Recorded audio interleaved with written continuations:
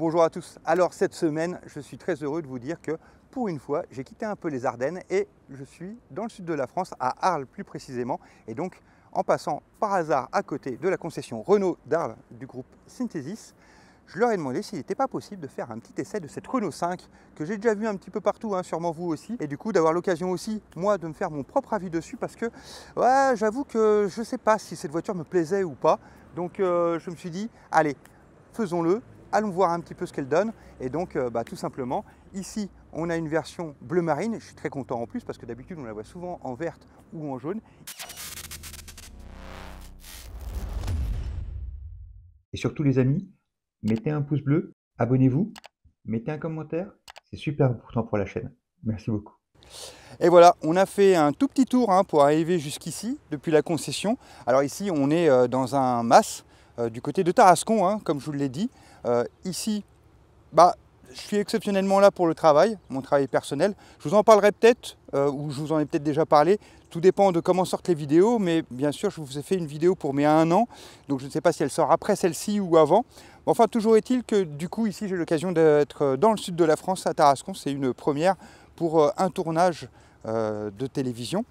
Et du coup, on en profite pour vous présenter cette petite Renault 5. Alors pour le coup, je suis tout seul, donc je vais utiliser une petite GoPro pour pouvoir vous faire un petit peu le tour. Ça sera un petit peu différent de d'habitude. Mais d'ailleurs, n'hésitez pas à me dire si vous préférez que je sois tout seul avec ma petite GoPro quand je fais le tour des voitures ou si vous préférez la version avec une caméra woman ou une assistante cadreuse pour m'aider dans cette tâche. Toujours est-il que du coup, ici, on a la Renault 5. La Renault 5 e-Tech, elle est vraiment quand même magnifique. Là, en faisant ce petit tour rapidement, en arrivant ici, franchement quand même, il y a un atout charme, il y a un atout qui est quand même nostalgique, qui est quand même vraiment important.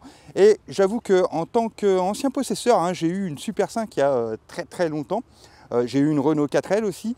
Et puis, j'avais une Mégane CC avant de passer à l'électrique. Donc Renault, je connais quand même un petit peu et je dois dire que sur cette voiture, il y a quand même pas mal d'éléments du passé qui m'ont fait des petits papillons dans le ventre au moment où je suis rentré dedans et au moment où j'ai un petit peu roulé avec. Bon, là on a une version, comme je vous l'ai dit, techno. Donc on a version techno, version iconique pour le moment, puis plus tard on aura d'autres versions qui arriveront, qui seront un peu plus légères pour avoir un prix un peu plus contenu parce que vous le verrez, elle a quand même un prix un petit peu élevé. Ici, on est sur une batterie de 52 kWh pour une autonomie estimée de 410 km avec un moteur de 150 chevaux. 150 chevaux, on est quand même presque à 1500 kg au niveau du poids. Elle n'est pas légère. Les 150 chevaux, en général, on tourne plutôt autour des 200 maintenant sur les voitures électriques. Les 150 chevaux, on le verra peut-être un peu plus tard, ils sont quand même très bien là et bien suffisants pour ce petit gabarit malgré son poids. Poids qui finalement est quand même tout à fait justifié quand vous allez voir un petit peu l'intérieur, l'ensemble des finitions, etc. À savoir que plus tard, en 2025, il devrait sortir une version plus légère, comme je vous le disais, où on sera sur une batterie de 40 kWh avec une autonomie estimée plutôt à 312 km en norme WLTP. Et on aura 2 versions avec une version 120 chevaux et puis une version 95 chevaux. Et à ce moment-là, ça sera peut-être intéressant de voir ce que ça donne. J'espère qu'ils ne nous feront pas de pingrerie comme ils avaient fait avec la Mégane e-Tech ou sur la version bas de gamme, on n'avait pas de combo CCS. J'espère qu'ici, ça ne sera pas le cas. Toujours est-il que là, je passe sur la GoPro, on fait le tour extérieur comme d'habitude, tour intérieur, on va regarder les places arrière, on va regarder un petit peu le coffre, on va regarder un petit peu tous les détails parce que des détails, il y en a pas mal dans cette voiture. Alors voilà, on passe sur la GoPro pour faire la présentation à main levée de cette Renault 5 e-Tech. Tout d'abord, je vais vous montrer un petit peu mon environnement. Là, derrière, on a un MAS qui est super beau. On a tout un petit champ d'olivier ici, et puis au fond, encore un autre MAS un peu plus petit. Alors, comme je vous disais, je suis ici pour un tournage. On ne peut pas en dire plus, c'est en tout cas pour la télé belge. Toujours est-il que nous, on va attaquer la Renault 5 e-Tech. Et alors là, moi, je trouve qu'il y a énormément de choses. Donc cette vidéo, je vais être honnête avec vous, elle risque d'être un petit peu longue, mais il y a tellement de petites choses à dire. Déjà, franchement, l'esthétisme, moi j'adore ces phares avec ces petites pointes ici de chaque côté. D'ailleurs, petit drapeau français, on va voir que des petits easter eggs comme ça un petit peu partout dans la voiture, on va en avoir. C'est un peu, ça me fait penser à Ladybuzz, un peu que je vous avais fait au début de la chaîne, mais on va retrouver pas mal de petites choses comme ça. D'ailleurs, regardez, je le vois en même temps que vous, je ne sais pas si vous le voyez bien, mais à l'intérieur du phare ici, on a un petit coq stylisé en losange et en triangle, et c'est quelque chose qu'on va retrouver un petit peu partout dans bon nombre de pièces plastiques. Et ça, on le verra au cours de la voiture. Mais en tout cas, cette esthétique, cette face avant, on est bien sur la Renault 5, voire la Super 5. Et franchement, je trouve que ça fait vraiment, vraiment l'histoire. Elle est très, très belle. Alors, elle est petite. Bon, petite relativement, hein, parce qu'on va le voir, mais elle fait 3,90 m de long. 2,50 m d'empattement, on en reparlera un petit peu plus tard quand on ira sur le côté, mais elle n'est pas si petite que ça, on va le voir un petit peu après. J'adore aussi ces petits phares diurnes qui sont placés un petit peu plus bas ici, comme ça. Ils sont super avec ce petit carré. D'ailleurs, encore une fois, pièce plastique. Ici, on a un petit 5 stylisé qui se trouve ici. Si on remonte un petit peu, donc on a notre phare, mais alors moi ce que je trouve sympa aussi, c'est ce petit ici bloc hein, qui rappelle l'aération qu'on avait sur les Renault 5 à l'époque, qui se trouvait ici. Bon, ça vous le savez maintenant si vous vous intéressez un peu à la voiture, mais on a 5 barres sur ce 5, et plus la batterie va se vider, et plus les bandes vont s'éteindre pour nous montrer le niveau de la batterie d'un seul coup d'œil dès l'extérieur. C'est un petit truc, c'est pas essentiel, mais moi je trouve ça sympa, en tout cas d'avoir exploité non seulement cet espace pour lui donner un cachet, un esthétisme qui rappelle un petit peu l'ensemble du passé, et lui avoir trouvé une utilité. Ça, c'est plutôt quelque chose que j'aime beaucoup. Et regardez, je vous l'ai dit, hein, on va passer un petit peu partout et on va voir plein de petites choses. Encore une fois, on retrouve ce petit coq stylisé ici directement sur le pare-brise. Je vous dis, on va en retrouver un petit peu partout. Si on va un petit peu sur le côté, donc comme je vous disais, hop, je m'éloigne un petit peu, et on est sur une longueur de 3,90 m, 2,50 m d'empattement entre les deux roues. Alors franchement, j'ai vu plusieurs autres vidéos où vous le verrez quand on ira à l'arrière, où on disait quand même que la voiture était un peu petite, mais au final, personnellement, je ne suis pas tout à fait d'accord, on le verra quand on ira à l'arrière, mais moi je trouve quand même que je suis étonné par la place qu'on a à l'intérieur de cette voiture. Les 2,50 m d'empattement, au final on est quand même assez proche de ce que nous proposait l'ancienne version, hein. Je rappelle que la voiture est quand même sortie en 1972, donc c'est pas si récent, et vous le verrez, mais sa taille est vraiment pas si petite que ça malgré l'extérieur. Si on est sur le côté, on a des superbes jantes, hein. Ici, on est sur la finition techno, hein, comme je vous disais. Bon, on a plusieurs styles de jantes, mais c'est vrai que celles-ci, elles sont aussi quand même assez jolies. On retrouve ce plein, on retrouve ce petit quadrillage ici, comme ça, qu'on retrouve aussi à plusieurs endroits dans la voiture, hein. Il y a plusieurs pièces plastiques qui sont sur cette thématique ici. Et ça, c'est quelque chose que j'aime bien, hein. C'est souvent comme ça qu'on reconnaît d'ailleurs des artistes dans le monde de l'art. C'est quand on a des répétitions et qu'on a des similitudes qu'on retrouve à plusieurs endroits. Et ici, vraiment, cette voiture, c'est une œuvre d'art, hein. C'est une œuvre d'art esthétique, je trouve. D'ailleurs, regardez le petit logo ici. Alors, on pourrait croire au logo Renault à première vue. C'est le Renault logo, mais regardez bien. Je ne sais pas si vous allez voir, mais en fait, il y a un 5 ici, au milieu. Donc, en fait, on a le Renault 5 logo plus le 5 au milieu sur un simple petit graphisme, et ça je trouve que c'est aussi super joli. Alors c'est une voiture qui existe en plusieurs couleurs, 5 couleurs hein, pour le lancement. On va pouvoir, là on a un petit bleu nuit qui lui va très très bien, forcément hein, on la voit beaucoup en jaune ou en vert, c'est des couleurs qui lui donnent vraiment beaucoup de caractère. Ici, finalement on a quand même aussi un petit côté très sympa avec ce jonc ici qui est un petit peu doré comme ça et qui fait tout le long. Du coup ce bleu nuit avec ce petit jonc de cette couleur là, ça lui donne vraiment un beau cachet. Il y a plein de personnalisations possibles sur la voiture, ça c'est plutôt agréable aussi, c'est à dire que ce petit jonc ici on peut choisir plusieurs couleurs, je crois au moins 2 en tout cas. dans un premier temps. La voiture, on peut l'avoir en biton, hein. Ici, d'ailleurs, on est en biton, hein. On est sur un bleu nuit sur la carrosserie et puis on a un toit qui est noir. On peut l'avoir en biton, non biton. On peut choisir ses joncs. On peut aussi choisir ici, ces petites pièces ici, où on peut choisir des stickers différents pour avoir d'autres couleurs, d'autres motifs. Et ça, c'est quelque chose que j'aime bien, cette personnalisation qui est possible sur la voiture. Si on continue sur le côté, j'aime bien aussi le fait que, regardez, d'avoir cette poignée de porte arrière qui est masquée et du coup qui lui donne un profil général très intéressant. On le retrouve hein, sur pas mal de voitures, mais je trouve qu'ici c'est vraiment bien vu. Du coup, c'est une voiture qui n'existe pas en 3 portes, hein, elle n'existe bien sûr qu'en 5 portes. De toute façon, l'esthétisme fait que ça lui va très très bien. On a d'ailleurs, je reviens un petit peu sur l'avant, mais on a la trappe de recharge qui se trouve ici. Une simple pression et on l'ouvre. On en parlera peut-être un tout petit peu plus tard, donc je ne vais pas trop m'attarder dessus. Mais le fait qu'elle se trouve comme ça sur l'avant, sur l'aile particulièrement avant, je trouve ça sympa.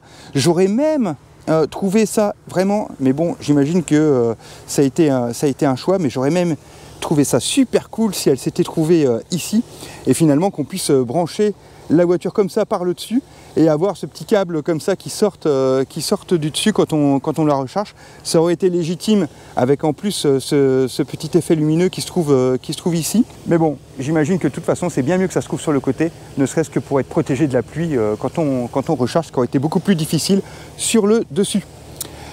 Sur ce côté, bon bah la taille, on en a parlé, hein, et l'arrière, purée, on est vraiment sur la Renault 5. La Super 5 même, je dirais, j'adore ces phares qui sont hyper stylisés, hein, vraiment avec de la texture en plus. Et c'est vraiment très joli, ne serait-ce que tous ces petits jeux de lignes. D'ailleurs, regardez, je trouve ça sympa, là, on a un petit côté Super 5 avec cette aile qui est un petit peu galbée. Ici, un petit effet comme si on avait une aération, mais bien sûr ça ne l'est pas, c'est complètement plein, mais ça lui donne un superbe esthétisme. Ce phare, il est vraiment très joli. D'ailleurs, toute la petite ligne ici avec le Renault, d'ailleurs, en le touchant, il est texturé, et du coup c'est super agréable. Le petit 5, bref, l'arrière aussi est super joli. On a vraiment un esthétisme qui nous parle. On sait ce que c'est, et franchement cette nostalgie, Renault a vraiment joué dessus et nous a touchés. Je ne sais pas si on aura ce même sentiment quand on sera face à la Renault 4L, la nouvelle, la Renault 4, qui arrivera un peu plus tard, hein, et que vous pouvez découvrir déjà au Salon de Paris si vous avez eu l'occasion d'y aller. Mais en tout cas, cette Renault 5, elle est super bien réussie, et forcément, je vous ai dit, hein, moi j'avais un petit doute en la voyant sur d'autres vidéos où je me disais, ouais, je sais pas, jouer sur cette carte-là, un peu comme la Coccinelle qui l'avait déjà fait, enfin Volkswagen l'avait fait avec la Coccinelle, ou d'autres. J'étais un peu plus sceptique, et là finalement, vraiment, en la voyant en vrai et en l'ayant entre les mains, je suis vraiment bluffé. Bon, en tout cas, encore une fois, c'est ce que je trouve superbe. Bon, on va attaquer un petit peu l'intérieur, on va commencer par le coffre, allons voir un petit peu ce que ça donne. Donc forcément, on est quand même sur un petit gabarit, hein, donc le coffre, hop, on se l'ouvre. Alors déjà, il y a toujours cette impression vraiment, on a quelque chose dans les mains, hein. C'est assez lourd, et en même temps du coup, bah, ça renforce cette impression de qualité et de haut de gamme. Regardez, on revient encore une fois, hein, ici on est sur l'intérieur du phare, avec une pièce plastique, et regardez, on retrouve encore notre petit coq stylisé ici. Il y en a vraiment un petit peu partout, et je suis sûr que je vais en rater quelques-uns en vous faisant le tour. Mais c'est un détail, mais je trouve ça plutôt sympa. Pareil ici, hein, regardez sur cette ligne de texture, on retrouve ce qu'on trouvait sur les roues, ou aussi à l'avant sur d'autres plastiques, et on retrouvera ces lignes aussi à l'intérieur dans l'habitacle. Bref, concentrons-nous sur le coffre. Alors le coffre, à première vue, on pourrait se dire qu'il est un petit peu un petit peu petit, mais finalement on a quand même 326 litres. Alors je ne sais plus combien était la contenance du coffre de la R5 de base, mais j'ai quand même l'impression que dans mon souvenir il était peut-être un petit peu plus petit. Ici, franchement, je trouve qu'on a quand même de la place pour un petit gabarit, hein, 316 litres, c'est quand même pas rien. Alors on a une toute petite plage arrière. Alors ce qui est très sympa, j'aime bien ce petit côté, ils nous ont mis ici des cordelettes élastiques, ce qui fait que regardez, elle bouge vraiment très simplement, ce qui veut dire qu'au final, il va être très simple quand on va vouloir charger la voiture, de pouvoir se mettre et de pouvoir la pousser très facilement sans qu'elle nous gêne pour charger quoi que ce soit. D'ailleurs, regardez, je la pousse comme ça tout simplement et je vais quand même énormément de place pour pouvoir venir me pencher, hop, et avoir un accès facile à l'intérieur. Intérieur du coup, où, comme sur beaucoup de voitures, on a une petite trappe double fond, hein, où on va pouvoir ranger nos câbles, ce qui va nous permettre de ne pas perdre de place à l'intérieur de la voiture. D'ailleurs, l'espace qui est quand même assez grand, bon là le câble il est rangé un petit peu en bordel, mais je pense qu'il y a assez de place pour le T2, mais également pour pouvoir mettre un câble de recharge sur prise secteur, ce qui veut dire qu'on n'aura aucun problème. Si on soulève encore un petit peu, bon, on a un petit bac plastique qui n'est pas amovible, hein, parce que là vous voyez il est, enfin si il est amovible, mais là il est quand même scellé par des petites rondelles plastiques. Donc ici on va retrouver les petits accessoires de base, mais on a quand même un petit espace encore ici disponible. Bon, ça c'est anecdotique, mais je trouve quand même qu'on a quand même pas mal de place. Si on se penche sur les côtés, on retrouve des petits crochets, hein, qu'on retrouve habituellement sur les voitures. De plus en plus, on a des petits crochets qui se trouvent ici de chaque côté. C'est le cas aussi ici sur cette voiture. Un truc que je trouve sympa aussi, hein, c'est que contrairement à la Scénic, hein, où j'avais la tête qui touchait facilement le haillon, ici, sur la Renault 5, il s'ouvre vraiment très grand, et de telle manière à ce que vraiment ici, j'ai cette impression d'espace qui est assez intéressante et importante. Et ça, je trouve que ça fonctionne vraiment très très bien. En fait, il y a vraiment une grande praticité dans cette petite voiture, et ça, j'aime beaucoup. Je vous propose qu'on fasse comme on fait d'habitude, hein. On va tout de suite baisser les sièges. Alors regardez, pour baisser les sièges, on a ici des petites languettes. Hop, si j'arrive à l'attraper, voilà. Regardez, hop, une petite languette ici. Il va me suffire de tirer dessus et de baisser le siège. Ça, je trouve ça sympa, c'est qu'on puisse y accéder très facilement depuis l'arrière, hein, depuis le coffre. Bon, il faut dire qu'on n'a pas forcément un grand espace depuis l'extérieur, donc forcément c'est facilité. Mais le fait qu'il y ait des petites languettes qu'on puisse accéder depuis l'arrière comme ça, et qui va nous permettre de pouvoir baisser le siège très simplement, sans avoir à aller sur les places arrière. Moi je trouve que c'est une petite astuce qui est plutôt sympa. Et regardez du coup l'espace qu'on a à l'intérieur. Alors forcément on n'a pas un plancher qui est plat, mais ma foi, je trouve que l'idée est quand même suffisamment importante pour ce style de voiture, hein. À un moment donné, il faut bien faire des compromis quand même par rapport à l'espace qu'on a à l'intérieur, parce que vous allez voir en plus l'espace arrière, pour moi, il est plutôt bien et il remplit vraiment sa force. Je crois qu'on va le verra, mais cette voiture, on peut y mettre 4 personnes très facilement. Et là, regardez, on a quand même du coup une possibilité de chargement qui est plutôt intéressante, je trouve, encore une fois, pour le gabarit de cette voiture. Allez, je remonte les sièges et puis on passe à l'arrière. Hop, bon, passons maintenant à l'arrière du véhicule et regardons un petit peu ce que ça donne.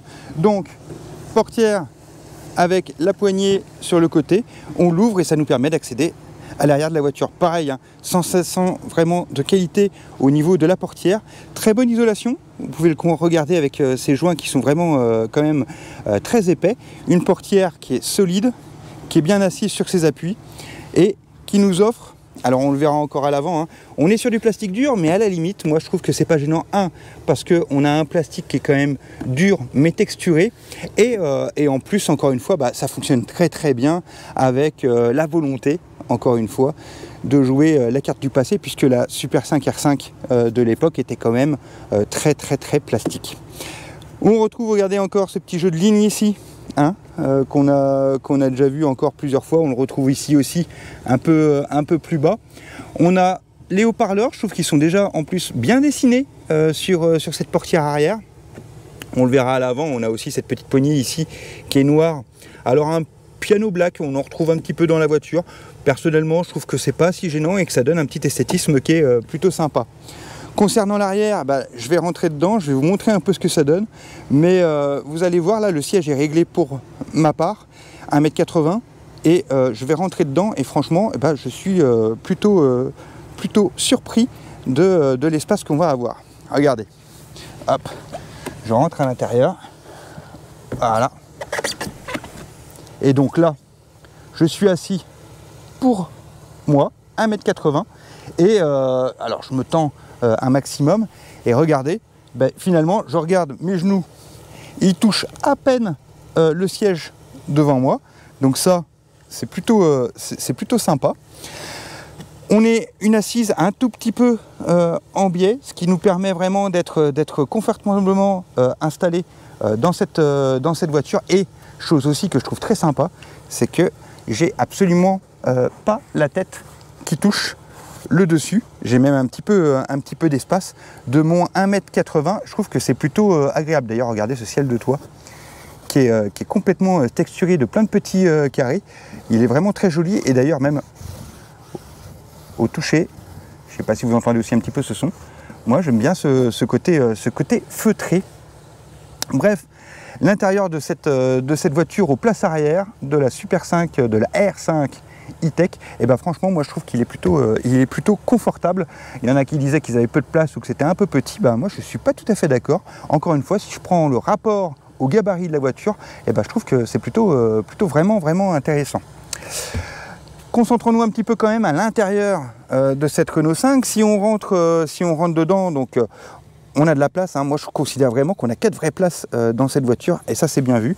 Petite chose, petit bémol que je trouve dommage, c'est que, regardez, sur cette console centrale, on n'a aucun rangement, aucun aérateur et aucun USB surtout. Et ça, c'est une petite chose que je trouve un petit peu dommage quand même, parce que j'aurais bien aimé avoir un petit USB ou quelque chose d'autre qui puisse me permettre de brancher des appareils, mon téléphone ou ma tablette. Parce qu'au final, je trouve quand même que cette voiture, elle a une possibilité de devenir une voyageuse. On peut sortir de la ville. C'est pas une citadine, c'est pas qu'une citadine, c'est une voiture qui va pouvoir nous emmener. Ok, d'accord, on n'a que 100 kW de recharge. On est d'accord, mais je pense que c'est quand même suffisant si on a envie de temps en temps de sortir un petit peu et d'aller se balader autour de la France ou autre pays d'ailleurs, parce que franchement, je trouve que la voiture, elle est plutôt confortable aussi en conduite, ça on le verra un petit peu plus tard. Sur l'arrière, sinon, on a les sièges. Alors les sièges, on a des aumônières qui se trouvent sur le siège. Et voilà, finalement, c'est à peu près tout ce qu'on dispose à l'arrière de cette voiture. Les sièges, on n'en a pas parlé, mais ils sont plutôt jolis. Alors, on a tout un jeu de tissus et autres. On est, mais comme dans beaucoup de voitures maintenant, sur le thème de l'écologie. Donc là, par exemple, c'est du plastique de bouteille recyclée. De toute façon, c'était la même chose dans la Scénic ou la Mégane avant. Ils ont poussé encore la chose un petit peu plus loin. Personnellement, je trouve que ça fonctionne très très bien. Et regardez, là, sur cette version techno, les sièges sont plutôt chouettes. J'aime bien aussi, tant qu'on est à l'arrière, j'aime bien aussi ces appuis-têtes ici, qui sont plutôt sympas. On a de l'isofix, hop, sur les sièges, et autrement, c'est à peu près tout ce qu'on a à l'arrière de ce véhicule. Bon, maintenant qu'on a vu un peu les places arrière, je viens de m'éloigner un petit peu de la voiture, parce qu'il y a une chose que j'aime beaucoup chez Renault. Ça existait déjà sur ma Mégane CC qui datait de 2009, et c'est quelque chose que j'aime beaucoup. C'est vraiment quand on s'approche de la voiture, le fait qu'elle s'ouvre toute seule. Moi, c'est quelque chose que j'aime beaucoup, et Renault sait le faire depuis très longtemps. Ça se donne l'occasion maintenant de pouvoir s'attaquer à l'intérieur du véhicule, et puis bien sûr à l'infodivertissement. Et il y a des choses à dire, même beaucoup trop de choses à dire. La vidéo, je pense, va être vraiment très longue, mais c'est tellement plaisant pour ma part. Donc je m'approche de la voiture, et normalement, elle devrait s'ouvrir automatiquement. Voilà, regardez, hop, elle s'ouvre et elle s'est ouverte à mon approche. Ça, c'est vraiment quelque chose que j'aime beaucoup chez Renault. D'autres le font, mais Renault, moi, le fait en 2009, quand j'avais ma Mégane CC, franchement, il n'y a pas énormément de voitures qui le proposaient. La portière, j'en ai déjà parlé un petit peu sur l'arrière, mais ici, il y a des choses que j'aime bien aussi. Déjà, on n'est pas complètement plastique, hein. On va retrouver cette partie texturée en tissu, hein, encore une fois recyclée. C'est des bouteilles plastiques et autres filets de pêche qui nous permettent d'obtenir cet effet-là. Il y a des choses que j'aime bien aussi, hein, dans cette portière. Alors là, on est un tout petit peu matelassé, mais pas beaucoup sur cette partie-là qui est en cuir vegan. Par contre, ce que j'aime bien, c'est qu'on a ici une surface qui est assez, encore une fois, importante, en ayant cette petite poignée de porte et cet accoudoir qui est finalement plongeant.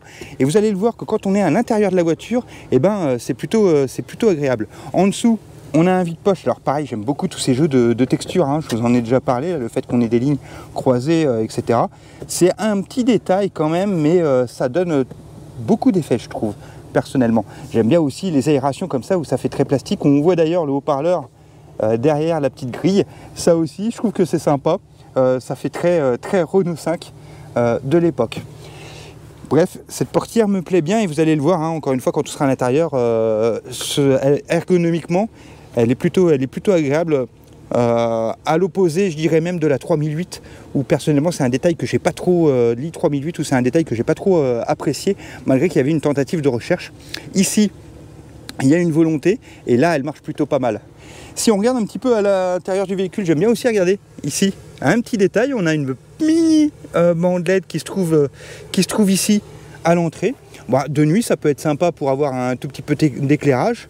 Après, quand on a la portière fermée, on va voir ce que ça donne. Mais je suis pas sûr que ça rende beaucoup, surtout qu'ici, on n'a pas une finition qui semble faite pour pouvoir refléter la lumière.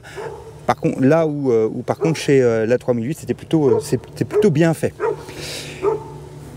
Si on s'attarde sur les sièges du véhicule, hein, comme à l'arrière, on a de très beaux sièges.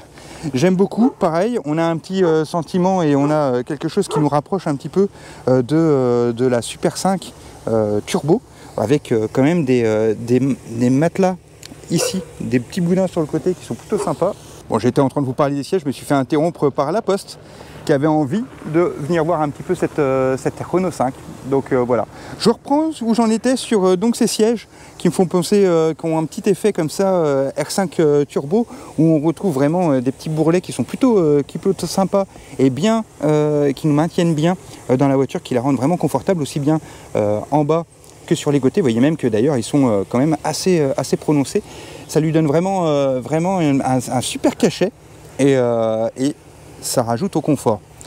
Sur l'intérieur, on a des écrans de 10 pouces. Ça, on aura sur toutes les versions. Pareil, je trouve qu'ils sont plutôt bien traités et bien travaillés. Regardez ici, ça pourrait nous paraître assez épais, mais encore une fois, on joue sur un aspect techno, design et travaillé, et du coup, ça lui donne un très bel effet et très bel aspect. On retrouve quand même pas mal de piano black, mais il est plutôt bien placé, et il ne devrait pas trop nous gêner dans tous les sens, parce qu'on n'en a par contre pas sur la console centrale, et ça c'est plutôt bien vu. Encore une fois, comme à l'arrière, je m'installe dans la voiture, et je dois dire que je suis vraiment, comme je vous le disais, hein, très bien installé, avec ces petits boudins de chaque côté. Je suis très bien maintenu, très bien installé. Si on regarde un petit peu cet intérieur, on est plutôt très bien, hein. Bon, on va voir un petit peu le détail de tout ça et de l'info divertissement. Pour l'instant, on va se concentrer un petit peu sur les éléments qu'on a à l'intérieur. Donc, comme je vous le disais, on a ces deux écrans qui sont plutôt bien placés. Si on s'attarde sur le côté passager, alors là, on retrouve du panneau black, mais bon, au final, c'est une matière qu'on ne devrait pas trop toucher. On a un petit bandeau LED qui se trouve juste en dessous, qui est plutôt discret, hein. Il est même plutôt sympa. On peut le changer de couleur, on peut régler son intensité, surtout, ça c'est plutôt intéressant. J'aime bien aussi ces aérateurs là, avec encore une fois, regardez ce petit blanc qui se trouve autour et qui nous rappelle l'esthétique des phares. Encore une fois, on a des rappels un petit peu partout et avec une vraie signature qui se trouve dans l'ensemble du véhicule. On est sur ce que Mini sait très bien faire, mais là on l'a sur chez Renault, sur un aspect techno, on a une montée en gamme. En fait, c'est ça. On a une montée en gamme sur le véhicule. Bon, après, montée en gamme qui se ressent forcément au niveau du prix. Hein, on en reparlera un petit peu plus tard. Hein, mais 35 000 € quand même, ça pique un petit peu sur ce style de voiture. Bon, au niveau taille, je parle. Hein, mais comment hors aide, hein, bien sûr. Mais par contre, du coup, on sait qu'il y a du travail qui a été fait derrière. Ici, j'aime beaucoup ce petit matelas ici de tissu. Pareil, texturé, avec des surpiqûres. On ne va pas pouvoir y poser grand chose, mais ça va être plutôt confort. On peut s'y tenir quand on va avoir des accélérations qui sont assez fortes, parce qu'on peut noter quand même que ces 150 chevaux, elle les a bien et ça fonctionne plutôt pas mal. J'aime bien le fait que la boîte à gants, par contre, du coup, soit un petit peu en retrait là derrière, et du coup, pour un passager, ça lui laisse quand même pas mal de place. Elle s'ouvre de manière assez prononcée, et puis nous offre une place qui est quand même intéressante à l'intérieur. Ça, je dois reconnaître que j'aime bien pour le petit gabarit, parce que dans ce genre de voiture avec un petit gabarit comme ça, on n'a pas forcément énormément de place pour le rangement. Donc avoir une boîte à gants qui est assez grande, c'est quand même plutôt agréable. Console centrale, allez, on y va directement. Ici, on a un petit accoudoir qu'on va lever simplement avec une grande profondeur. Ça, c'est vrai qu'elle est quand même plutôt profonde. J'imagine qu'on a des petits accessoires pour pouvoir ici gagner un petit peu en étage.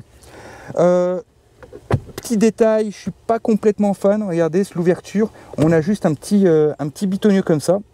Alors à voir ce que ça donne dans le temps, mais je pense que cette pièce est une pièce qui pourra s'user ou s'abîmer. Regardez, on retrouve encore ici les mêmes jeux de texture avec ces lignes croisées, enfin pas croisées, mais en tout cas dans des sens opposés. Donc par contre, cette petite pièce, moi j'ai quand même l'impression, comme c'est juste un petit bitonio, hop, qui se clipse et qui se retire, que ça peut-être s'abîmer dans le temps. Et en plus, regardez, quand c'est fermé, ici, vous voyez, ça bouge un petit peu comme ça. Elle me plaît pas forcément, encore une fois, par rapport au niveau du reste du véhicule, qui est quand même vraiment très intéressant. On continue sur cette console centrale avec ici rangement pour les gobelets, alors pour les boissons. Alors pareil, ici on a un petit élément qui peut s'enlever, mais contrairement à d'autres où on peut le faire varier, ici on peut soit juste le mettre ou le retirer. On n'a pas le choix de la place où le mettre. Et autre petit inconvénient, je trouve, c'est que regardez, le deuxième se trouve quand même sous le petit accoudoir. Donc dans les faits, mettre une bouteille, la reprendre, si on conduit, on va forcément utiliser plutôt cet espace ici. Si on remonte un petit peu, on a ici le chargeur à induction.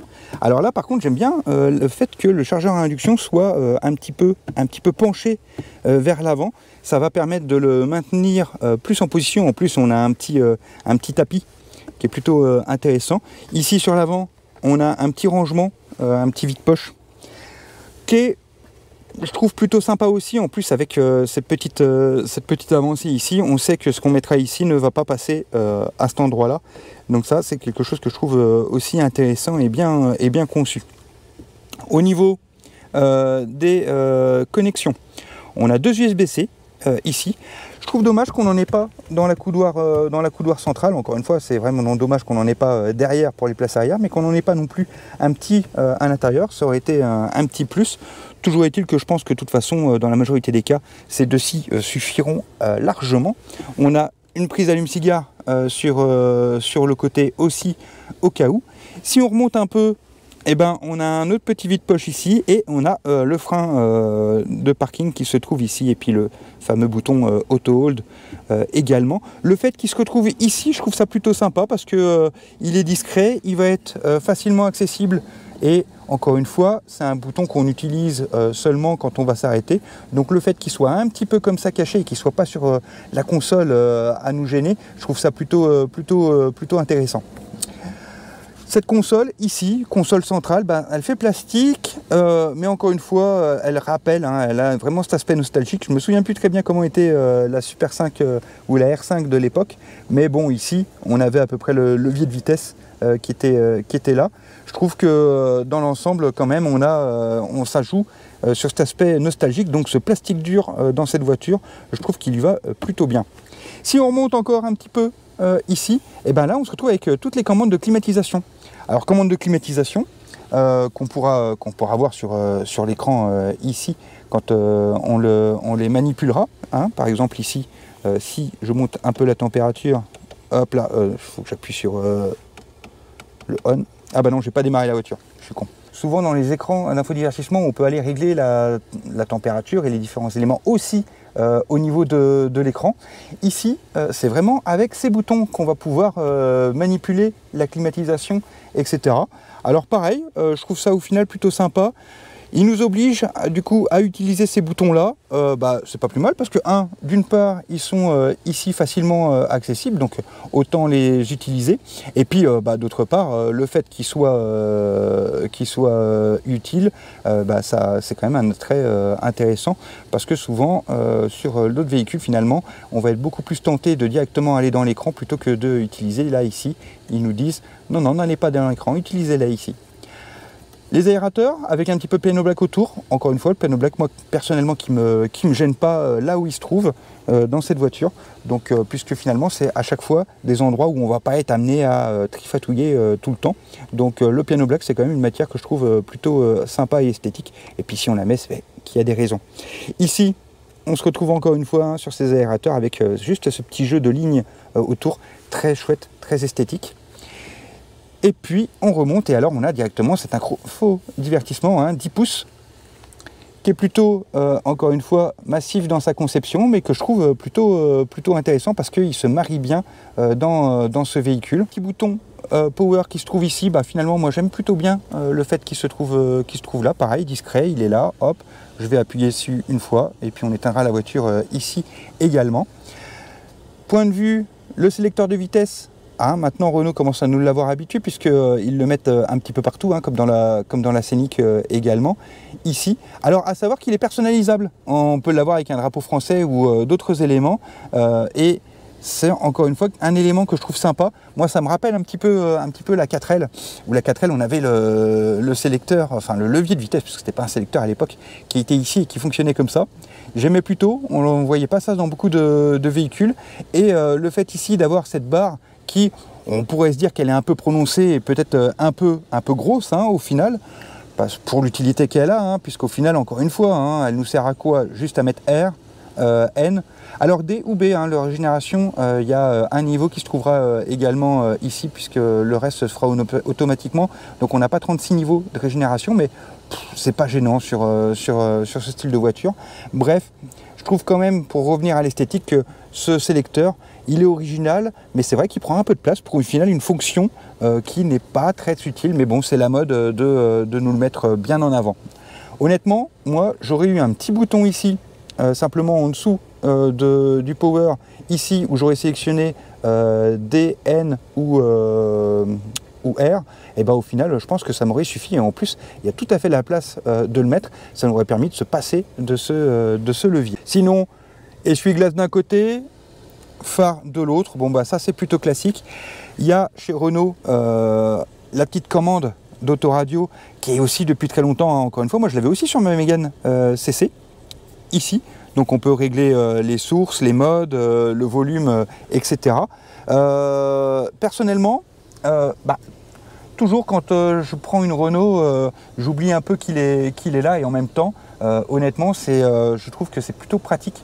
Et j'aime bien le fait qu'ils le gardent du coup depuis longtemps, et je pense que s'ils le gardent, c'est qu'ils savent que c'est un bon élément.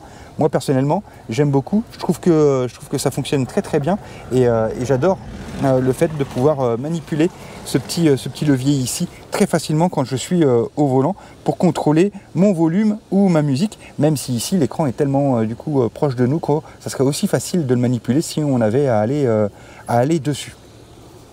Le volant, on n'a pas parlé du volant. Alors le volant, il est petit et en même temps, moi je l'aime beaucoup. Pareil, j'adore, comme sur les MG, le fait qu'il y ait un faux plat sur le dessus et sur le dessous. Ça, c'est quelque chose qui se fait de plus en plus, et j'aime beaucoup le maintien du coup que ça procure. La matière, elle est chouette aussi, elle est plutôt agréable. Alors là, pour le coup, on retrouve du piano black sur lequel on va trifouiller, hein, puisqu'on a les boutons ici de chaque côté, un peu à la Volkswagen sur les ID. On a le même style de boutons ici, de chaque côté sur la voiture.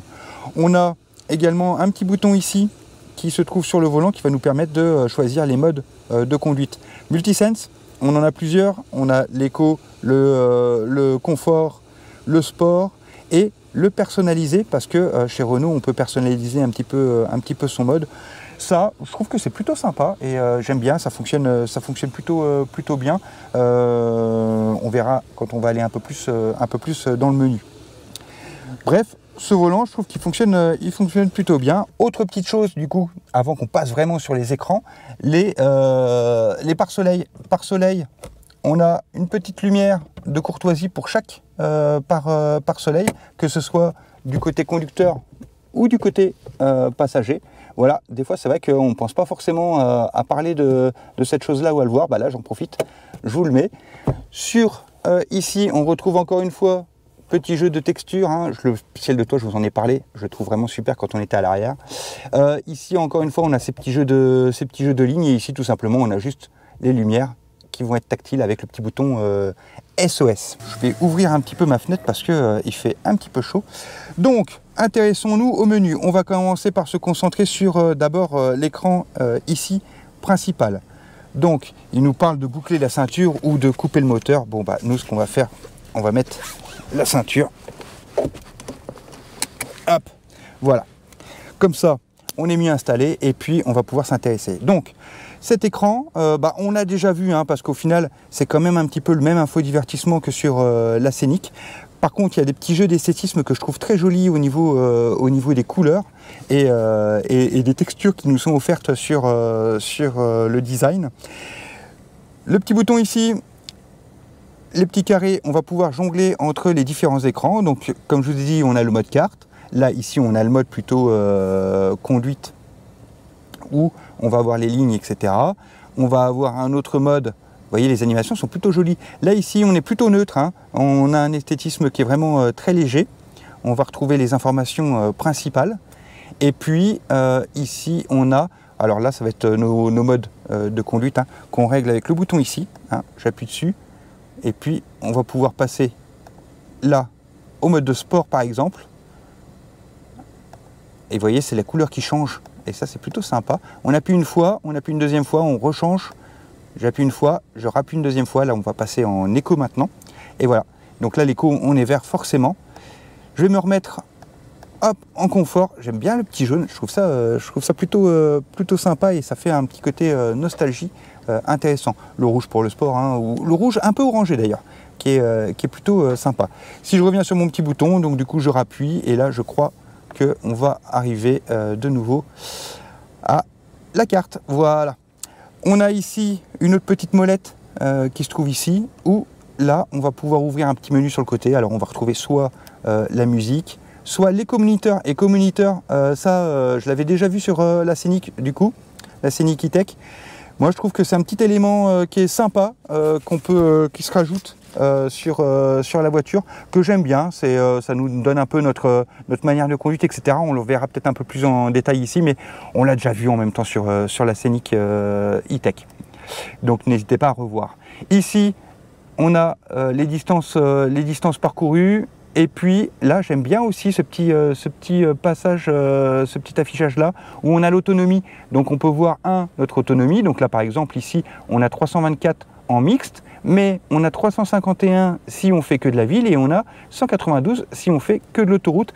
Moi, j'aime plutôt bien juste d'avoir ces informations, où des fois, on a plutôt tendance à avoir une seule info. Ici, on a aussi pour la ville ou pour l'autoroute. Je trouve ça sympa d'avoir un petit peu les deux, et au moins ils nous disent pas de bêtises. On voit d'ailleurs que la différence entre un mixte et si on faisait que de l'autoroute, elle est quand même assez importante, mais là au moins ils nous disent pas de bêtises. Ensuite, on a la consommation ici qu'on va retrouver classique, hein. Moi, c'est quelque chose que j'aime bien afficher pour savoir comment la voiture se comporte, et puis en plus ça me donne un élément de comparaison par rapport aux autres.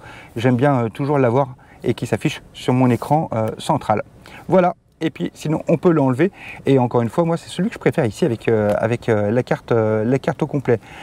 Les informations sont toujours principales, hein. En dessous on a notre petite batterie, et puis notre kilomètre-heure ici, et puis les régulations et les aides à la conduite si jamais. On peut s'intéresser maintenant à l'écran principal d'infodivertissement, hein, et regarder un petit peu ce qu'il nous offre. Encore une fois, on l'a déjà vu un petit peu en partie, hein, dans la Scenic E-Tech, donc n'hésitez pas, si ça vous intéresse, à aller voir. Cet écran, on a 10 pouces, ça sera valable sur toute la gamme. Et on a la petite barre de menu sur le côté, le menu général, la musique, le téléphone, les différentes applications, la voiture. Et puis en dessous, on a un rappel de la climatisation, en sachant que la climatisation, ici, vous voyez, je beau appuyer, alors il n'y a que la climatisation que je peux allumer ou éteindre en appuyant ici, mais pour le reste, ça sera avec la série de boutons qui se trouve ici pour pouvoir la manipuler. Mais ici, on n'aura pas un menu dédié. Avant toute chose, hop, ici, on a un petit menu, hein, ça devient de plus en plus classique, qu'on retrouve un petit peu ici, une page avec des petits widgets. Ici, cette voiture, elle a le parking main libre, une option qui se trouve dans un pack. Donc, si on appuie dessus, je vous montre maintenant, on a ici la possibilité, vous voyez, de se garer sur le côté en épi ou même ressortir. Et la voiture va faire un petit peu tout. Je ne sais pas si on aura l'occasion de le tester, peut-être pas là, mais bon, de toute façon, ça c'est toujours quelque chose qu'on retrouve un petit peu en gadget, mais voilà, c'est dans la voiture. Hop, on revient sur le menu principal, donc je me remets ici, et on a un petit bouton pour l'anti-patinage qu'on peut activer ou désactiver très simplement et très rapidement ici. Autrement, après, bon, on a juste le profil qu'on peut configurer. Alors, je reviens. Hop, sur le menu général. Donc, comme je vous disais, très simple. GPS. GPS, on va juste dire une petite chose sur le GPS. GPS, on a le planificateur de trajet qui est plutôt assez efficace. Donc ça, c'est quelque chose à retenir. Encore une fois, maintenant, c'est sur toute la série E-Tech.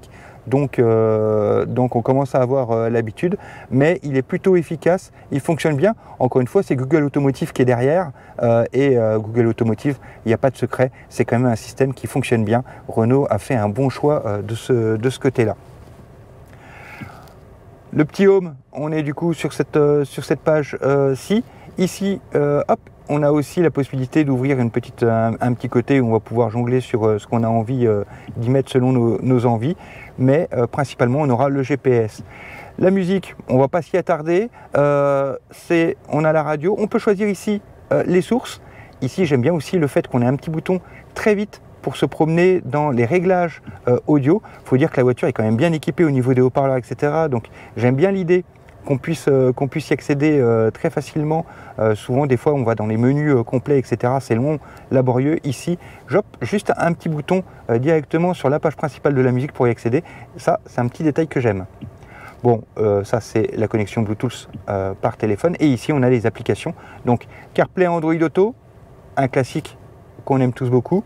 Et puis là, on a des petits raccourcis. Encore une fois, comme on est sur le Play Store, on peut aller chercher des applications qu'on veut. Regardez ici, par exemple, on a MyCanal qui existe aussi. On a les paramètres, ça, on verra. On peut y accéder aussi autrement, mais on ira vite faire un petit tour. D'ailleurs, allons-y maintenant, hein. Comme ça sera fait. Dans les paramètres, tout simplement, c'est les paramètres de réglage de la voiture. Vous voyez, donc très simple, hein, d'ATR, etc. Et puis le système où on peut choisir les langues et compagnie. Ça, c'est plutôt intéressant, mais on ne va pas s'y attarder parce que c'est somme toute un peu classique. Et puis on a la petite Renault ici, la petite voiture. Et là, ça, je trouve que c'est vraiment la page qui est hyper intéressante. C'est là où finalement on va retrouver tout ce qui concerne la voiture. Et très simplement, hein, comme dans le Scenic E-Tech, où on va retrouver notre petit menu, très simple, très clair et très visuel. Ici, on a regardé les modes de vitesse, on est en confort. Mais très bien, je peux me mettre en éco ou en mode sport. Alors, encore une fois, l'intérêt, il est limité parce que finalement, on peut aussi le faire par ce petit bouton. Mais là, vous voyez, contrairement au bouton où on doit appuyer 2 fois sur le volant, ici, une fois qu'on est sur ce menu, on peut y aller très très facilement. On a un menu personnalisé. Donc ici, vous voyez, par exemple, j'appuie sur configuration. On retrouve notre petite voiture et puis on a la conduite où on va pouvoir régler la direction sur 3 niveaux. On va pouvoir régler aussi la dynamique de la voiture, hop, sur 2 niveaux. Et le moteur ici, on n'a pas de choix, la conduite. Et puis la vie à bord, où là on va pouvoir régler l'ambiance lumineuse, l'intensité lumineuse, et puis un choix préconfiguré de climatisation. Donc voilà, ça c'est si on veut paramétrer son propre profil. Et ça, je trouve que c'est toujours une chose qui est plutôt sympa. Autrement là, on se retrouve avec les petits widgets concernant encore une fois toujours la gestion de la voiture. Donc on a l'énergie, hein. Donc là vous voyez, on n'est pas en train de rouler, donc on a simplement la climatisation qui est en route parce qu'il fait quand même un petit peu chaud actuellement. On a le programme si on va faire des programmations. On a la batterie. Alors ici c'est sympa, regardez. Alors on peut, avec le petit bouton ici, la petite ligne, comme sur le Scénic, hein, choisir à combien on veut recharger la voiture. Mais on a également, allez, je le pousse pour qu'on voit bien, mais regardez la voiture, elle est en bleu, et puis l'arrière, il n'est pas bleu parce qu'on a 85% de batterie et donc la voiture, si la batterie se décharge, la ligne bleue va avancer sur la voiture et je trouve que visuellement, je le mets à 80%, ça c'est toujours le plus sympa. Et je trouve que visuellement, c'est plutôt intéressant ce mode. Et ici, on a les réglages pour l'avertisseur de piétons et autres petites choses. Moi, je trouve que c'est vraiment sympa. Parce que je trouve ça hyper simple, le menu énergie comme ça où on se balade très simplement. Le parking main libre, on a vu rapidement. Qualité de l'air, hop, ici petit bouton où on peut purifier notre air de l'habitacle. My Driving, ici, c'est ici qu'on va retrouver nos habitudes de conduite, hein, puisqu'il va analyser un peu nos habitudes de conduite, etc. Donc un score sur la safety, un score sur l'éco-consommation. Ça, on en avait parlé un petit peu dans la Scénic e-tech.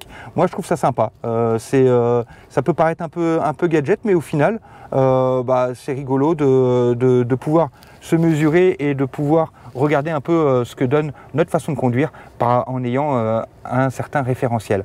Donc c'est un petit jeu que je trouve sympa. D'ailleurs on peut voir aussi notre consommation d'énergie. Bon là on n'est pas en train de rouler, mais sinon on aurait un petit graphique ici avec les différents éléments de comment s'est passé notre trajet. Hop. Donc ça c'est pour l'aspect My Driving, c'est une petite option que moi j'aime bien chez Renault. Les aides à la conduite, très simplement. Alors j'aime bien le fait aussi que vous voyez, on est arrivé on a All On, donc forcément là tout est activé, ou alors on peut se faire perso, et alors là on a tout le menu qu'on va avoir pour régler, désactiver ou activer ce qu'on souhaite garder. Mais sinon on a le All On qui est vraiment très simple, et j'aime bien le fait d'avoir un seul bouton qui nous permet de dire non moi je veux tout, ou alors de personnaliser. Ça c'est quelque chose que j'aime bien. On a le confort, où ça va être les distances de suivi. On a peu de choses, mais bon, c'est suffisant. Et on a le parking ici où on peut régler aussi quelques options sur nos petites habitudes. On a le véhicule. Là, on va régler différents aspects. Encore une fois, on a déjà vu ça sur le Scénic, hein, donc on ne va pas s'y attarder. Vous voyez, quand même, avec la caméra, toujours ce qui est un petit peu embêtant dans ces écrans brillants. Et c'est vrai que du coup, quand on a un peu de lumière, ça peut être des fois un petit peu handicapant. Et je trouve ça dommage que, comme ici, sur celui-ci, ils nous ont mis une petite casquette et l'écran il est un petit peu plus profond. J'aurais bien aimé ici avoir quand même aussi une petite casquette et avoir l'écran un petit peu plus en arrière. Ça aurait été sympa. Bref, je reviens du coup sur mon menu. Hein. Donc on était où? On était sur le véhicule. Donc on a l'extérieur. On va pouvoir régler si la voiture se déverrouille, etc. On a déjà vu ça sur la Mégane e-tech, l'accueil, exactement pareil, si on veut que les phares s'allument quand on arrive ou quoi.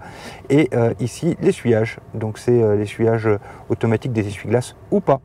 Dans l'habitacle, pareil, on a différentes petites choses qu'on peut modifier, comme par exemple ici, on peut modifier les widgets qui se trouvent sur le côté. C'est ici qu'on va pouvoir faire ça. Bon, hop, je reviens dans mon menu parce que finalement, c'est pas ce qui nous intéresse ici. Mais bon, il y a toutes ces possibilités qui sont là. Et puis ici, on peut réinitialiser la pression des pneus tout simplement. J'aime bien encore une fois le fait que ce menu soit simple, clair, efficace et qu'on n'ait pas à tergiverser sur plein de petites choses. Ici, on a des paramètres aussi. Ce que j'aime bien, c'est qu'encore une fois, regardez, tu vois, on a juste à aller sur cette voiture et puis finalement on se retrouve avec les choses qui nous intéressent. Et moi ce qui me plaît beaucoup c'est l'électrice, hop, programme. Et ici on peut faire notre petite programmation quand on a envie de la faire ou l'enlever très simplement. En fait, c'est ce que je vous disais, hein, moi j'aime bien chez Renault, c'est qu'au final les menus sont clairs. Donc une fois qu'on a compris où se trouvait la chose, eh ben, on va simplement là où on a besoin d'aller sans avoir à rentrer dans un menu hyper complexe. On sait directement où on veut aller et on y va et on active ou désactive ce qu'on a envie d'activer ou de désactiver. Et puis il y a des menus qui vont être un peu plus complexes, hein, comme on a vu dans les réglages du véhicule, où au final bah, là on va peut-être y aller une fois de temps en temps, mais très peu, donc c'est pas grave, il le cache entre guillemets un petit peu, mais enfin en tout cas il y a besoin d'un peu plus de manipulation pour y accéder, mais c'est plutôt bien vu. Outre ce menu sympa, une chose que j'ai vraiment envie de vous parler parce que c'est une chose qui est importante dans ce véhicule, c'est bien sûr l'intelligence artificielle. Donc ce que je vous propose, puisque on a ChatGPT Pro hein, qui se trouve à l'intérieur de cette Renault R5, avec son petit avatar Renault, je vous propose qu'on aille voir un petit peu, Renault il est ici, hop, je vous propose qu'on aille voir un petit peu ce qu'il nous raconte et comment il fonctionne. Donc, Renault, qu'est-ce que tu vas pouvoir nous apprendre? Alors, ici, on peut l'activer ou le désactiver dans son menu, recommandations proactives, mode de communication proactif, il faut dire ça pour qu'il s'affiche. On a différentes langues et puis on a découvrir Renault. Et ben, je vous propose qu'on... Voilà. Permettez-moi de me présenter. Eh ben écoute, Renault, on va profiter, on va te laisser te présenter. Je suis votre copilote, à votre service. Je suis là pour rendre votre trajet à bord de votre Renault plus sûr et plus confortable. Par exemple, voici quelques exemples de conseils et astuces que je peux suggérer. Votre conduite semble adaptée au mode éco, qui améliore l'autonomie. Voulez-vous que je l'active? Je détecte un risque de buée sur le pare-brise. Dois-je activer le désembuage? Vous pouvez aussi faire appel à moi à tout moment en disant « Hey Renault, allume la climatisation ». Hey Renault, active la climatisation. Bon, elle était déjà activée. Donc voilà un petit peu, là il nous a fait une petite présentation rapide. Alors, la chose qui est intéressante dans ce petit avatar qui va être là, c'est comme vous l'avez vu un petit peu là dans cette rapide petite présentation qu'il nous propose, c'est qu'au final, il va être capable, en fait, si on l'active, encore une fois, on a le choix hein, de l'activer ou pas et de lui demander dans le menu, comme on a vu, d'être proactif ou pas. C'est-à-dire que des fois, c'est lui qui va, sans même qu'on fasse appel à lui, nous proposer des choses comme il le disait. Genre, si notre pare-brise est embué, eh ben, il va de lui-même se mettre en action et nous dire hey, est-ce qu'on veut désembuer notre pare-brise? Et là, c'est comme nous qui pouvons encore avoir le choix de lui dire oui ou non. Ça, c'est plutôt sympa. Alors, à voir dans l'usage ce que ça donne et quelles sont vraiment les possibilités de la chose. Moi, c'est quelque chose que je trouve plutôt sympa. Et de voir comment ça se passe et quelles sont ses recommandations. Bon là on n'aura pas le temps de voir du coup dans ce petit essai de voir complètement ce qu'il peut nous proposer ou pas, mais je trouve que l'idée en tout cas est plutôt sympa. En théorie il doit pouvoir nous offrir aussi plein de possibilités, donc par exemple hey Renault, est-ce que tu peux ouvrir la fenêtre côté conducteur? Ça, c'est quelque chose que je trouve sympa. On avait ça chez BMW depuis un petit moment. Hey Renault, peux-tu fermer la fenêtre à moitié côté conducteur? Ah, et ça, c'est super. Et entre guillemets, j'ai même envie de vous dire que là, sur ce petit essai que j'avais déjà fait sur l'IX1, vous pouvez aller revoir cet essai d'ailleurs sur l'IX1, j'avais déjà fait ce petit essai et c'était un petit peu moins réactif que ne l'est ici notre petit avatar. Où ici, regardez, vraiment ça fonctionne très très rapidement. Dans l'autre cas, chez BM, ça avait mis un petit temps quand même de réaction. Bon, j'imagine qu'ils ont peut-être amélioré les choses depuis. Toujours est-il que là, c'est hyper réactif et ça fonctionne très très bien. Alors je vais mettre un petit bémol quand même sur l'utilisation parce que comme vous voyez, à l'arrière, finalement, quand j'ai demandé d'ouvrir la vitre avant, ça a ouvert aussi la vitre arrière. Je n'avais pas fait attention lors du tournage, donc je vous le mets maintenant. Et puis, vous allez le voir, il s'avère que quand j'ai demandé de fermer la fenêtre, il ne fermera pas la vitre arrière et je me rends compte plus tard qu'il faut la fermer soi-même. Donc, petit bémol, ça ne fonctionne pas si bien que je le dis dans la vidéo.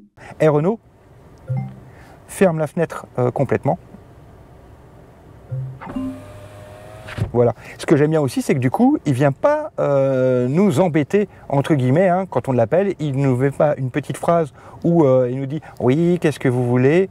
Non, on donne tout de suite l'information. Et ça, je trouve que c'est plutôt sympa parce qu'on ne perd pas notre temps à avoir un petit appareil qui va nous faire une phrase « Que voulez-vous ?» Eh bien, je veux ça. Non, là, automatiquement, on l'appelle simplement, on lui dit ce qu'on veut et il fait ce qu'on veut. Ça, c'est peut-être bien une option que je trouve vraiment sympa et à voir ce que ça donne en utilisation quotidienne. Je vous propose qu'on reparte un petit peu sur... enfin, pas qu'on reparte un petit peu, on va aller ramener cette voiture, même si là, pour le coup, je vous avoue que j'aime beaucoup cet intérieur, hein, encore une fois. Ce petit menu, notre petit avatar là, eh ben, il me plaît bien aussi. Donc c'est une voiture qui doit être vraiment agréable à vivre et confortable. Donc, je vais la ramener, on va se faire une petite conclusion sur place. Ah, on parlera un petit peu de la recharge, même si je vous en ai déjà dit pas mal. On parlera un petit peu de la recharge et puis on fera une petite conclusion.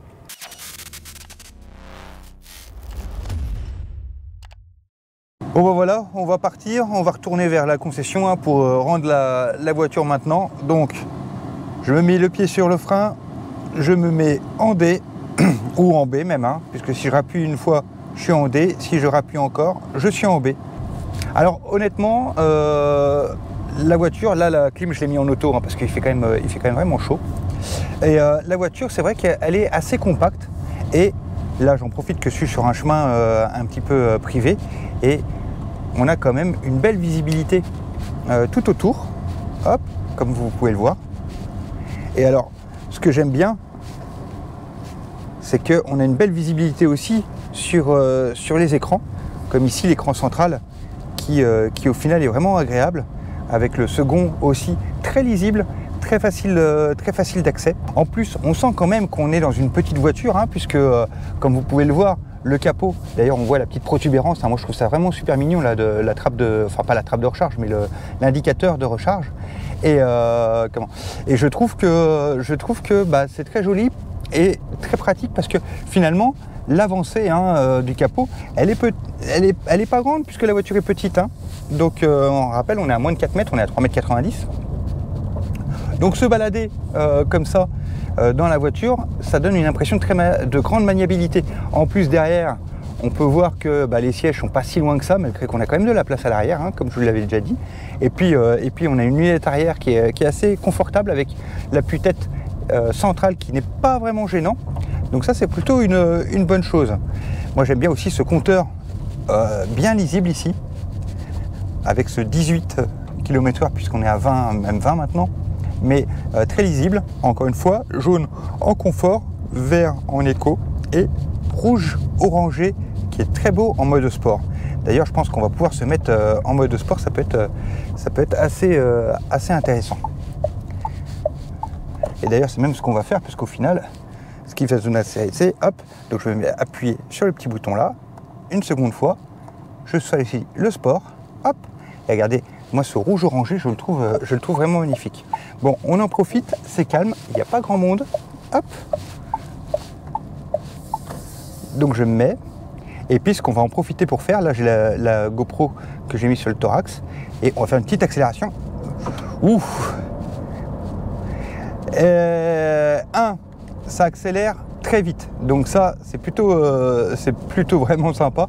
Par contre du coup il faut bien tenir son volant parce que comme la voiture elle est quand même assez petite, et ben elle va avoir tendance à partir un petit peu à droite à gauche, donc attention lors d'une grosse accélération, hop, bien tenir son volant. Mais après ça c'est tout à fait normal hein, vu la compacité de la voiture qu'il faille bien tenir son volant lors des accélérations. Et honnêtement ces 150 chevaux sont largement suffisants. On a tendance à se dire qu'on est plus dans une moyenne de 200 sur ces petits véhicules, sur les voitures électriques. En l'occurrence, là, pour le coup, j'ai envie de dire que ces 150 chevaux sont largement suffisants pour faire ne serait-ce que n'importe quel déplacement. Il faut dire qu'on est à 1500 kg au niveau de la voiture et une voiture plus grosse, je vais prendre l'exemple de la MG4, je crois qu'elle est à un peu plus de 1800 kg. Finalement, on a quand même 300 kg de différence et ça compte. Hein.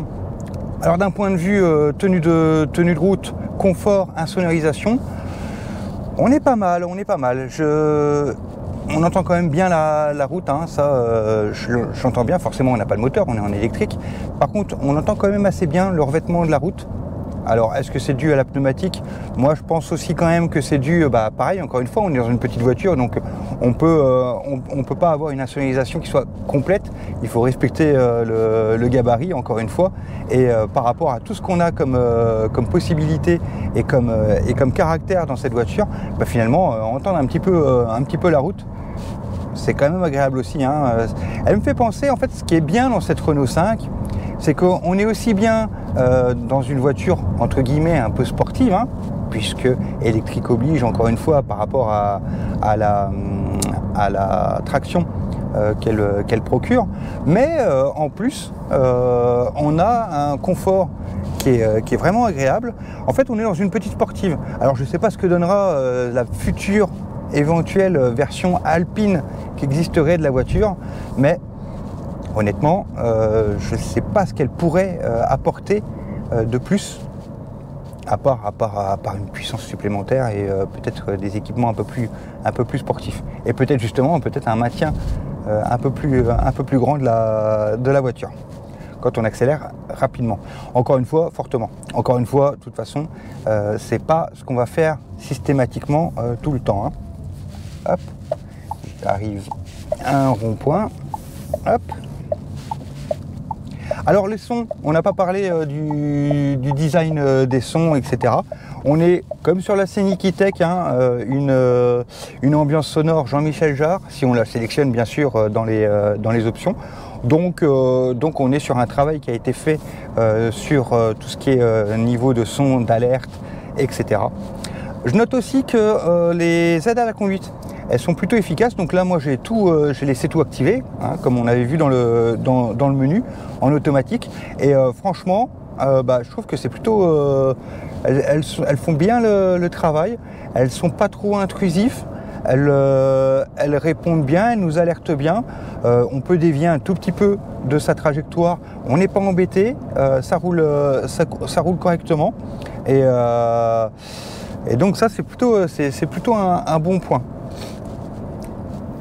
À regarder justement là, regardez le petit bandeau, je suis passé en mode sport, donc il a changé du jaune au rouge. Donc j'imagine que ça sera la même chose pour le petit bandeau qui se trouve sur le côté des portières ici, mais encore une fois, hein, dans les faits, on ne peut pas le voir. Donc de toute façon, ça règle le souci. C'est vraiment seulement quand on ouvre la portière qu'on a son petit bandeau qui devient intéressant. On note aussi que dans le menu, hein, les pictogrammes changent aussi de couleur qui sont sélectionnés. Donc là, encore une fois, c'est parce qu'on est en mode sport, donc ils sont devenus rouges alors qu'ils étaient jaunes juste avant, quand on était en confort. Concernant la consommation, sur la consommation, on ne va pas pouvoir avoir une grande échelle, hein. Encore une fois, ici, on est sur plutôt une petite vidéo review, enfin, même si ça va être une grande vidéo, mais on est sur une vidéo review, donc on ne va pas pouvoir se rendre compte effectivement globalement de ce que ça donne. Ah, là, vous voyez, j'ai dépassé la vitesse parce que c'est 80 et j'étais à 84. Et il y avait un petit son, encore une fois composé par Jean-Michel Jarre, qui était plutôt sympathique, doux et non agressif. En fait, ces écrans rectangles sont vraiment très agréables à la lecture et à cette impression finalement de néo-rétro. Parce que à l'époque on avait quand même dans la Super 5 ou dans la R5 des écrans, enfin on n'avait pas d'écran, mais un tableau de bord qui était plutôt rectangulaire avec des informations très très carrées, des aiguilles, etc. D'ailleurs ça aurait peut-être été sympa d'avoir un petit mode d'écran où on puisse avoir des aiguilles qui nous rappellent un petit peu la manière dont était formulé agencé le tableau de bord de la R5 ou Super 5. Bon, après honnêtement, là c'est très moderne, mais ça fonctionne terriblement. Il faut dire que cette couleur-là, surtout le mode sport, là où on a ce petit orangé, je trouve que c'est vraiment très joli. De toute façon, on a le même, hein, le jaune est très joli aussi en mode confort, hein. Et le vert, justement, le vert est aussi assez pâle entre guillemets, et c'est vrai qu'il est sympa aussi. Là, si on se met, je vais aller chercher le mode éco, voilà. Et on a un petit vert qui n'est pas un vert intrusif, il est un petit peu pâle comme ça. D'ailleurs, regardez les petits pictogrammes aussi qui ont changé. Tiens, je vais tenter une accélération du coup Et ben voilà, il y a vraiment une très grosse différence parce que là je viens d'appuyer à fond sur la pédale en mode éco et la voiture ne part pas. Elle accélère un petit peu mais elle ne part pas.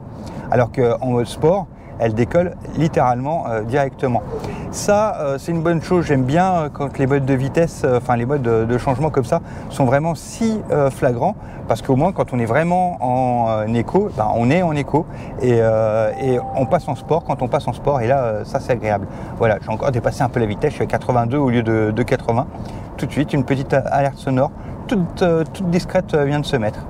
D'ailleurs, vous voyez, je suis passé en mode éco, on était à 18, parce que j'accélérais un petit peu du mode sport, là on est repassé à 17,2. Vous voyez sur le côté ce que je vous évoquais par rapport à cette portière où on a un petit peu ce plongeant, ce qui fait que du coup on a ici un aspect assez grand, et en fait ça donne vraiment du coup une impression d'espace assez intéressant et assez important, et ça rajoute au confort qu'on a dans la voiture et le fait qu'on ne se sente pas engoncé et qu'on a de la place. D'ailleurs, personnellement, j'aime assez l'idée parce que, regardez, bon, on n'est pas dans une grande largeur, hein, puisqu'on est dans une petite voiture, mais ici, ça peut me servir, en plus la coudoir, me servir de repose-genou.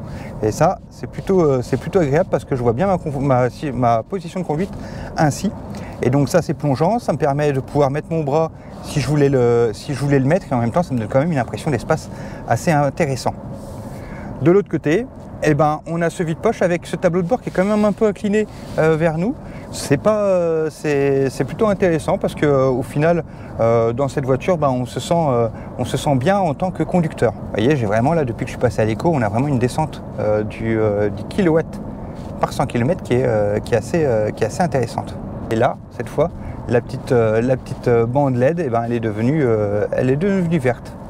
On a aussi je note, tiens, je relâche la pédale et on a un frein régénératif, on est en B, hein, qui est beaucoup plus important là en éco que quand on est en mode sport. Encore une fois, c'est des ajustements qu'on peut régler dans la personnalisation. Enfin, bon, en tout cas pas sur les modes éco, mais si on fait son mode petite personnalisation, on peut ajuster ces choses-là. Alors, on vient d'arriver chez Renault Arles. Du coup, ce qu'on va faire, c'est que je vais faire la marche arrière. J'en ai pas profité pour vous montrer comment étaient les écrans à ce niveau-là. Donc, je me mets en R pour faire ma marche arrière et automatiquement, on a la caméra qui vient de s'activer ici. J'essaye de voir si on peut régler quelques petites choses. Alors, on a les sons qu'on peut activer ou désactiver ici. Ici, on peut régler la luminosité et la couleur et choisir un petit peu ces lignes. On peut même ajouter, si jamais on avait une caravane ici, une petite ligne. Ça, c'est plutôt astucieux et ça, c'est plutôt sympa. J'aime bien l'idée. Après, voilà, on n'a pas de caméra 360 visiblement. On a juste des capteurs. On reste sur une caméra arrière. Ça, c'est peut-être un peu dommage, hein, parce que maintenant, on a quand même des 360 qui sont sur énormément de véhicules. Je trouve ça un peu dommage que sur cette version techno, qui est quand même une version qui est plutôt bien équipée normalement sur cette Renault, on n'est pas au final, hop, je fais ma petite marche arrière, on n'est pas au final cette possibilité. Ça, c'est un petit peu dommage. De même que, encore une fois, par rapport, hop, je vais me mettre ici, ça sera très bien, hop, de même qu'au final, ben, on n'est pas de siège chauffant ou de siège même, pourquoi pas ventilé, soyons fous, à ce niveau de gamme sur la techno, puisque on rappelle, hein, je peux déjà vous évoquer un petit peu le prix quand même, mais on est à plus de 33 000 € sur cette version techno, sans ajouter la peinture ou quoi que ce soit. Donc c'est déjà quand même un prix qui est relativement important par rapport à la taille du véhicule, et c'est dommage de ne pas avoir ces petites options qui sont des petites options de confort qui sont quand même intéressantes et importantes pour bon nombre d'entre nous, et qu'on retrouve de base dans quand même pas mal de véhicules aujourd'hui. Alors je vais en profiter maintenant qu'on est à l'arrêt, hein. On est de nouveau chez Renault à Arles. Maintenant qu'on est à l'arrêt, on va parler un petit peu de la recharge. Donc cette trappe où je vous ai parlé un tout petit peu tout à l'heure, je vais la rouvrir et on va discuter un petit peu ici de ce qu'on a. Donc je rappelle, la voiture, on est sur un moteur de 150 chevaux, on a une batterie de 52 kWh, ce qui nous donne une autonomie de 412 km en norme W410 km en norme WLTP. Alors, au niveau de la recharge, on va avoir une 11 kg triphasée, donc ça c'est la base pour tout, et en combo CCS on va pouvoir monter à 100 kW. Ça, je trouve ça dommage qu'on ne puisse pas aller un peu plus haut. Bon, après, dans la majorité des cas, ça va suffire, donc c'est vrai que c'est pas forcément un indispensable d'aller beaucoup plus haut, même si ce serait utile encore une fois pour les trajets un peu plus longs. À savoir que sur la version 2025, où on sera un petit peu plus down en gamme, on va avoir une batterie de 40 kWh, et sur cette batterie de 40 kWh, du coup, ça nous donnera une autonomie estimée en WLTP à 312 km, donc suffisant pour beaucoup finalement. Et à noter que forcément, on ne sera plus à 100 kW, mais on sera en plus un petit peu plus bas sur ces versions où normalement on devrait tourner plus autour de 40, voire peut-être un peu moins, ça ne serait pas encore complètement assuré. Cette petite batterie, finalement, elle pourrait être intéressante pour ceux qui utilisent vraiment la voiture beaucoup plus en mode citadin, puisqu'il y en a beaucoup d'entre vous qui sont dans ces modes-là. Et à ce moment-là, cette voiture en citadine, elle a vraiment un grand intérêt. On lui reprochera peut-être un petit peu, encore une fois, son prix, mais ça, c'est vrai que par rapport quand même à l'ensemble de ce véhicule et à l'esthétisme que l'on a, les possibilités de personnalisation et la qualité des matériaux et de ce qu'elle nous propose, c'est vrai que c'est quand même un produit qui est vraiment intéressant. Bon, on arrête. Ah si, sur cette recharge, je vous ai pas dit, mais là on a deux petits boutons. Et ça, c'est quelque chose qu'on n'a pas sur toutes les voitures, et moi j'aime quand même assez le fait qu'on puisse stopper tout simplement assez rapidement les actions de recharge pour pouvoir débrancher et repartir sans avoir à ouvrir. Même si dans les faits, on va de toute façon, vu que c'est une Renault et qui a son système de centralisation qui est plutôt intéressant, dès qu'on se rapproche de la voiture, elle va s'ouvrir et se fermer automatiquement. Donc ça, au final, c'est pas si nécessaire, mais c'est quand même pratique. J'aime bien avoir ces petits boutons. Voilà, hop. Donc, je vous propose qu'on en fasse maintenant une petite conclusion. Ah, juste avant la conclusion, je vous montre quand même celle-ci. Hein. Là, on l'a en verte, donc ça lui donne quand même un autre style. Hein. Un autre style qui lui va quand même très bien aussi. Hein. Et regardez, là pour le coup, on est aussi sur le biton, hein, puisqu'on a le toit ici noir. Et on peut voir justement ce petit jonc ici, tout le long, qui lui là n'est plus doré comme sur celle que l'on a eu à l'essai, mais ici est rouge, et ça lui donne vraiment un caractère qui est plutôt intéressant. Et c'est vrai qu'elle est jolie aussi, hein, dans ce vert. On peut se permettre de faire du coup le tour complet. Hop. Et ça met en valeur aussi, hein, le bandeau noir sur l'arrière. Bon là, celle-ci, on a quand même l'habitude de cette couleur, de l'avoir du coup beaucoup plus dans les vidéos autres. Donc je suis content d'avoir quand même eu la bleue métallisée, que je trouve quand même un peu plus classe. Si ce n'est que dans cette couleur, je trouve sympa, parce que les petits garde-boue et puis le bas de caisse en noir, ça renforce un petit peu le côté un peu sportif de la voiture. Mais j'avoue que perso, je serais plus sur ce côté classieux ici, avec cette couleur bleu nuit, toit noir et ce petit jonc doré que je trouve juste magnifique. Allez, conclusion. J'avoue que j'ai arrivé avec quand même des petits a priori, dans le sens où on en entend parler à toutes les sauces. Moi, j'aime pas trop les trucs où on en parle tout le temps, beaucoup, et j'aime bien être un petit peu différent, entre guillemets. Et le fait est, c'est que dès que je suis monté dedans, dès que j'ai commencé mes premiers tours de roue et dès que j'ai pu observer un peu cet intérieur, je suis tombé sous le charme. Ça, on peut le dire, vraiment, cette voiture, elle est belle, elle est confortable, elle a un esthétique qui nous fait tous craquer. Il n'y a pas grand-chose à lui reprocher de ce côté-là, ça, c'est sûr. Maintenant, elle n'est pas exempte de défauts, malheureusement, c'est souvent dans les Françaises électriques, mais on va lui reprocher, hein, et essentiellement c'est son prix. On est quand même sur 33 000 € sur cette version iconique, hein. On est sur un peu moins de 34 000 €. Sur ces 34 000, ok, on est sans bonus écologique, hein, donc on peut avoir entre 4 et 7 000 €, mais ça reste quand même un produit qui est quand même assez cher, surtout que pareil, au niveau des options, on n'est pas complètement complet, hein. Moi, j'aimerais bien avoir ce qui est siège chauffant, ce qui est caméra 360, c'est des petites choses qu'elle n'a pas. Bon, Caméra 360, vous allez me dire, dans un gabarit comme ça, c'est peut-être pas forcément le plus utile, mais on le retrouve quand même un peu partout. J'aurais bien aimé l'avoir. Quant au siège chauffant, eh ben, c'est une petite chose quand même que maintenant on commence à s'habituer de plus en plus, parce qu'on l'a quand même régulièrement dans les voitures chinoises ou même coréennes. Et donc j'aurais bien aimé l'avoir aussi ici, dans celle-ci. Autrement, à part, comme d'habitude, ces petits défauts d'options et puis son prix, honnêtement, moi je tombe quand même amoureux de cette voiture, et j'ai hâte de voir ce que vont donner les versions un peu plus bas de gamme, parce qu'au final, c'est une voiture qui, je pense, peut correspondre à beaucoup de monde, que ce soit des jeunes dynamiques, des personnes un peu plus âgées, des citadins, des non-citadins. Elle a un potentiel qui est quand même assez large.